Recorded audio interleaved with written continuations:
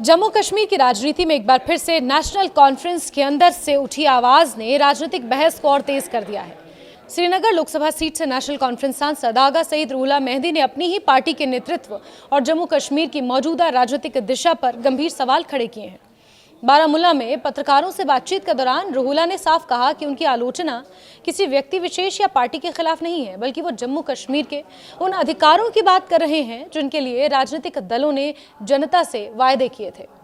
रूहुल्लाह का बयान इसलिए महत्वपूर्ण है क्योंकि किसी विपक्षी दल के नेता की टिप्पणी नहीं है, बल्कि नेशनल कॉन्फ्रेंस के ही एक निर्वाचित सांसद की अपनी ही पार्टी के नेतृत्व से सार्वजनिक असहमति है।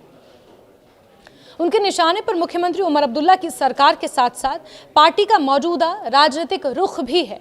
सबसे बड़ा सवाल यही है कि क्या सत्ता में आने के बाद नेशनल कॉन्फ्रेंस उन मुद्दों से पीछे हट रही है जिनके आधार पर, जिनके बलबूते उसने 2024 के विधानसभा चुनाव में जम्मू कश्मीर की जनता का समर्थन मांगा था।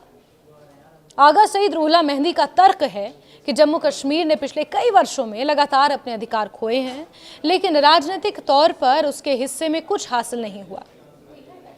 उनका इशारा खासतौर पर अगस्त 2019 के बाद बदली संवैधानिक और राजनीतिक स्थिति की ओर है।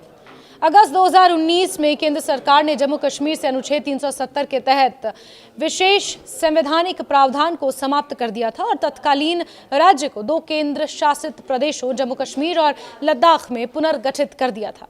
इसके बाद जम्मू कश्मीर की राजनीति में राज्य का दर्जा बहाल करना और पहले की राजनीतिक स्थिति से जुड़े अधिकारों की बहाली लगातार बड़े मुद्दे रहे हैं।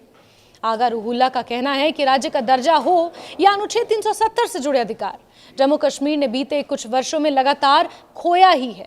उनके मुताबिक राजनीतिक नेतृत्व की सबसे बड़ी चुनौती ये होनी चाहिए कि जो अधिकार खोए गए हैं उन्हें वापस हासिल करने के लिए लगातार दबाव बनाया जाए, और यही वो बिंदु है, यही वो पॉइंट है जहां उनका मत पार्टी के मौजूदा रुख से टकराता दिखाई देता है। 2024 के जम्मू कश्मीर विधानसभा चुनाव के दौरान नेशनल कॉन्फ्रेंस ने जनता के सामने कई राजनीतिक और संवैधानिक मुद्दे रखे थे। पार्टी ने अपने घोषणा पत्र में जम्मू कश्मीर के विशेष दर्जे से जुड़े अधिकारों की बहाली और राज्य का दर्जा वापस दिलाने जैसे मुद्दों को प्रमुखता दी थी। चुनाव में नेशनल कॉन्फ्रेंस सबसे बड़ी पार्टी बनकर उभरी और कांग्रेस के साथ मिलकर सरकार बनाई। उमर अब्दुल्ला मुख्यमंत्री बने और ऐसे में रूहुल्लाह अब ये सवाल उठा रहे हैं कि चुनाव के दौरान जनता से किए गए वादों को सत्ता में आने के बाद कितनी गंभीरता से आगे बढ़ाया जा रहा है। उनकी नाराजगी का सबसे अहम हिस्सा यही है कि वो इन मुद्दों को केवल व्यक्तिगत मांग नहीं मानते। उनका कहना है कि जिन अधिकारों की बात कर रहे हैं वो मुद्दे हैं जिन्हें पार्टी ने खुद चुनाव प्रचार के दौरान जनता के सामने रखा था। यानी उनके अनुसार सवाल किसी नई मांग का नहीं है, बल्कि पार्टी के घोषित राजनीतिक एजेंडे को लागू करने का है।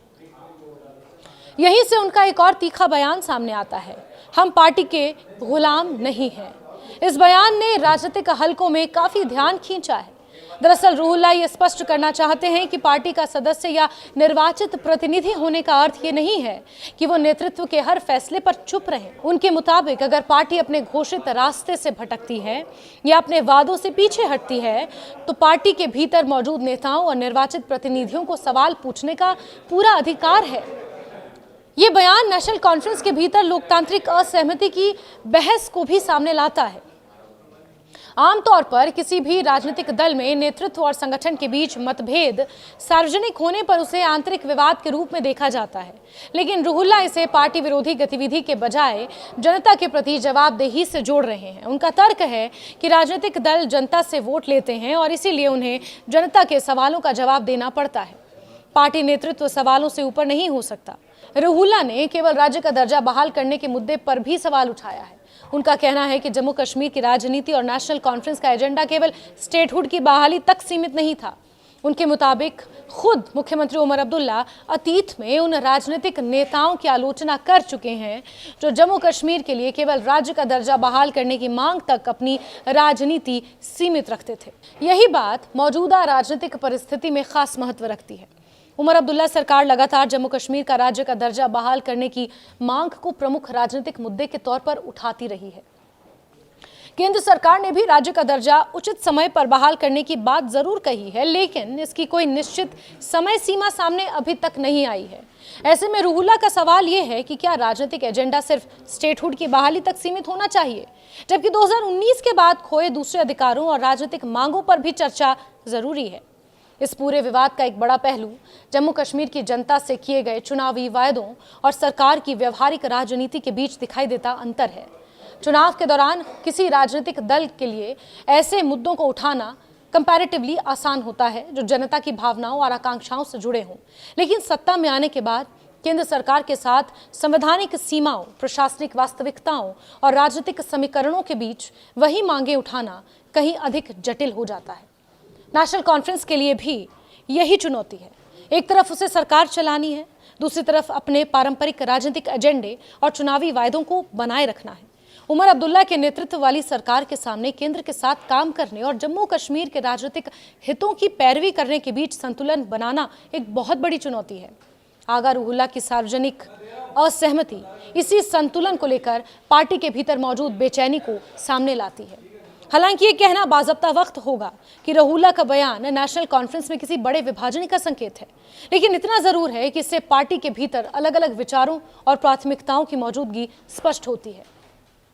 एक निर्वाचित सांसद का सार्वजनिक रूप से ये कहना कि पार्टी के सदस्य नेतृत्व से सवाल पूछ सकते हैं, आने वाले समय में पार्टी के लिए राजनीतिक रूप से महत्वपूर्ण हो सकता है।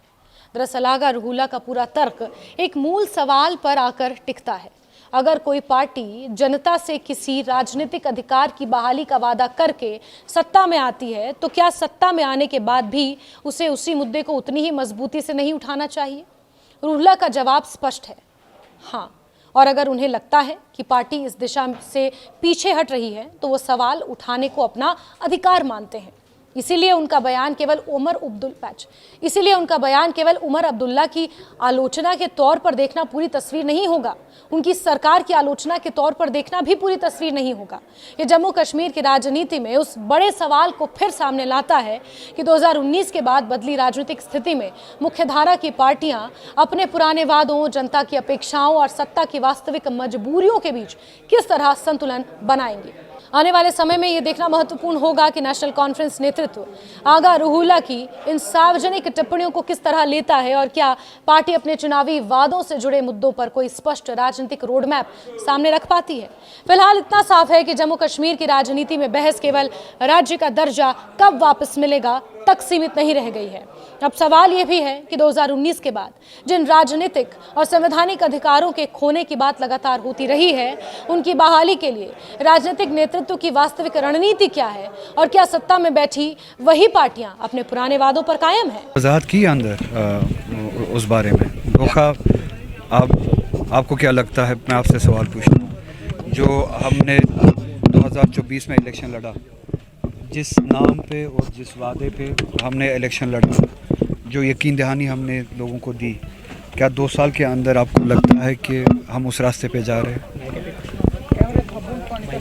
आम आवाम भी यही महसूस करती है, हम भी यही महसूस करते हैं कि हम उस रास्ते पे नहीं जा रहे, चाहे वो सियासी तौर हो, चाहे एडमिनिस्ट्रेटिव तौर हो।